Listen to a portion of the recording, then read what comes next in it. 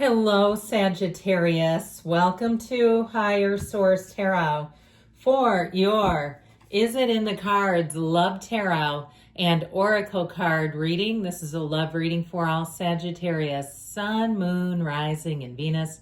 We're going to get started here with the Whispers of Love Oracle out from the archives. Haven't been using this one as much. Still good though. Look to your inner strength. You are stronger than you realize. So if you're the owner of a broken heart, this may be your time of healing, of finding new love, of finding a partner who's worth your time. Okay, so let's see. We're going to take an archetype to represent each one of you. This one is your energy first. Well, you have the energy of the teacher, the light attribute, ability to communicate knowledge, experience, skill, or wisdom. So even if you do something like content creation, that counts. Or if you're in some type of design, there's communication coming from you, whether you have some other ability there. It doesn't always have to be through spoken word.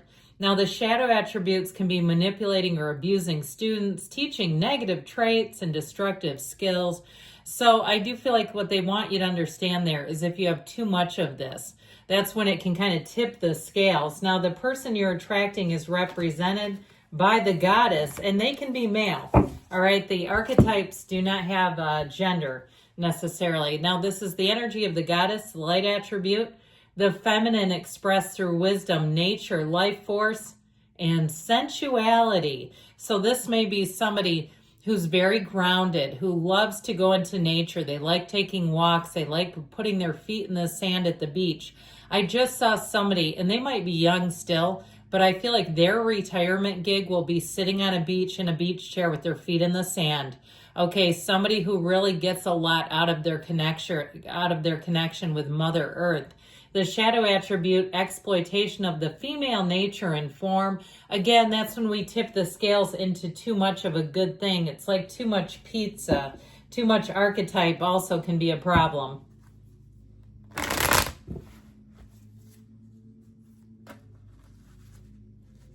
All right, we're going to take 3 cards to represent your energy, 3 cards for the person you are attracting, and 3 cards on the advice, your energy. The 4 of Pentacles, the Star. She reminds me of the goddess. That's what I think of. So that may be your point of attraction. Maybe it's an Aquarius. Their energy, I like this. They have temperance. So if you are attracting an Aquarius, they're here and you're here. So I really like that. The Empress, they are ready to love, and the Tower. Now the advice is the 4 of Wands, the 2 of Swords. They may be right under your nose. All right, I feel like this is an important energy for you to be looking at. With this and the advice, there's maybe somebody right under your nose, okay? It might be too, you may have had a lot of near misses with this person where you've been in the same place at the same time but did not cross paths. You went to the same concert. You lived in the same dormitory. You lived in the same city, the same town, the same apartment complex. You've used the same people in several areas, the same accountant, the same hairstyles, that sort of thing, where I feel like you've had a lot of near misses. But I also feel like too, with the 2 of Swords and the advice, it's about letting go of anger and fear. And I know I probably laid this one on you before, but it's so good. The author, C.S. Lewis, the guy that wrote The Lion, the Witch, and the Wardrobe, actually is really very well known and wrote a lot about the relationship between grief and anger. And so when we look at this, the top sword is anger and the bottom sword is fear. And so I feel like with this, they're trying to tell you to let go. But he has a quote that's been attributed to him that says, "I sat with my anger long enough until she told me her real name was grief." And so that anger is on the top because it's ready to defend you. It's ready to cut somebody like bad bangs if they step too close to your sore spot, if they get too close to those wounds. Now, it also could be them too. They have 3 major arcana, and they don't have the guardedness that you do in your energy, and that's why I'm pinning that on you. So if you're like, why is she targeting us here? Well, the cards are doing it, not necessarily me. So you have here, let's see, we now have 5 major arcana. We have Sagittarius, Aquarius, Taurus is here. And we also have the Goddess of Truth and the Path to the Heart. So I feel like you've got this protective energy, and you might be very no nonsense and very pragmatic about your love life, where you're like, I am not wasting my time. Okay, I feel like Taylor Swift blew up more than ever before when she talked about her energy as a commodity. And it will rule the day if you start by wasting your energy on something. And I feel like somebody here, you may have really taken that to heart. I liked what she said. I thought, man, she's been dipping into some spiritual teachings, hasn't she now? But that Four of Pentacles can also be an energy where you really are judicious about where you put your time, your money, your energy, your physical body. This is not, let's go sleep around the room. Okay, the Four of Pentacles, Okay, he is like, he's locked down for a reason. And so I feel like with that, what it will do for you is it will cause you to not waste your time on things, on people, situations that are a turnoff. I mean, that's how I get it. And the King of Swords, you might find that somebody said you're ruthless. You are not ruthless, but you're very cut and dried. And so I feel like you'll also be very clear. This is not giving mixed signals. That King of Swords, he doesn't mix any signal. He's very clear. But he can hurt people's feelings because he's very no nonsense. So if you broke it off with someone, they might try to manipulate you with that by, making it seem like, who are you? And it's like, it's not a bad thing to be clear about what you want. Now, with the energy of the star, I feel like you are rocking and rolling and moving forward. That star energy is wish fulfillment. You're born under a star. And so I feel like this is your time of bringing in wonderful companions. And that's where I feel like you sort of hit the change, that you know what you do want. And so it makes it very clear what's not going to work for you.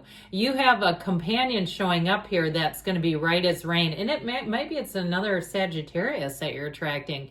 But I feel like you have love, and it feels immediate. And it feels like there's no second guessing. There's no turning back. And it just feels like this is the way. Okay, show me the way, I heard. And they say this is the way. So their energy, I love them. I actually like the tower here because I do feel like something about this tower is that awakening, that big shift. And maybe they've gone through relationships in the past and didn't invest much and realized that you have to show up. You have to be there. You have to be a partner to keep a partnership going.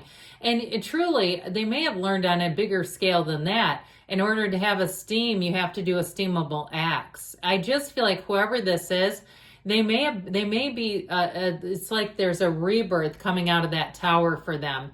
And it feels like a huge step in the right direction. Like they have made a life-altering decision.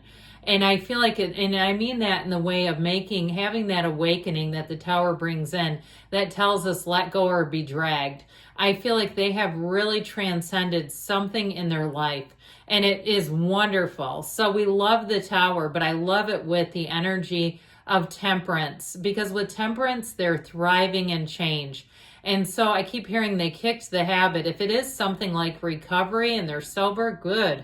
This is exactly who they were born to be. Now, with the energy of temperance and the Empress, they've got love, and they've got love for you. This is where they open their arms, they open their heart up wide, and they are ready to be in a partnership, to understand what it means to support someone, what it means to be there when the chips are down. I mean, talk about for better or for worse. This person gets it, that you don't just cut and run when you hit a little bit of a rough patch. Now, I feel like, too, they might be a healer by nature if they work in the medical field or some other area where they really are, even like I'm seeing like somebody who's a physical therapist or a trainer or something like that, where I almost feel like they put their hands on people, that's a part of their job. I feel like with this, you've got love. So the Four of Wands and the Hierophant energy, be still and know. You've got unity, you've got true partnership, and you have a partner for life showing up here.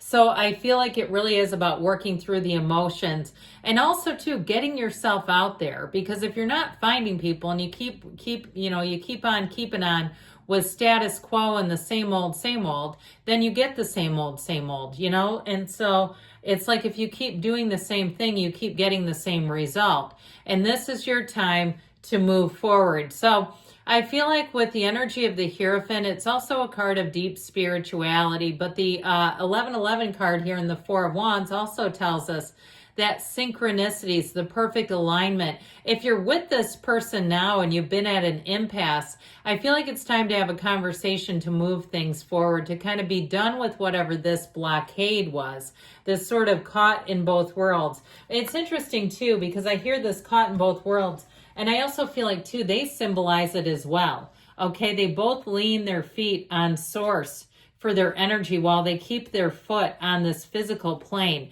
And it just gives me that feeling of being caught in both worlds. But this is a spiritual connection, all right? This is a love, I feel like, of a lifetime. So it's time to move forward. I love you, Sagittarius. I'll be back again soon.